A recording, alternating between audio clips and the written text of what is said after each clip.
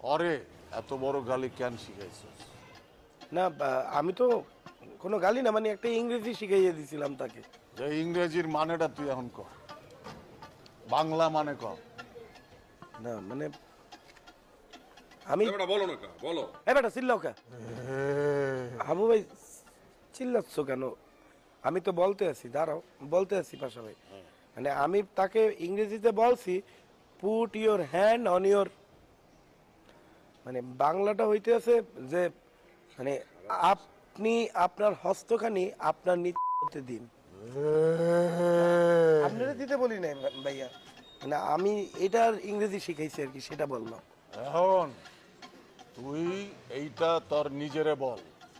কেমন তোর বলবো এটা, মানে এইটা কেমনে বলে? আমি আমার ওইদিকে যা, বলতে বলছো বলো। বলতে আছি, বল। Put my hand on my, আবার ক।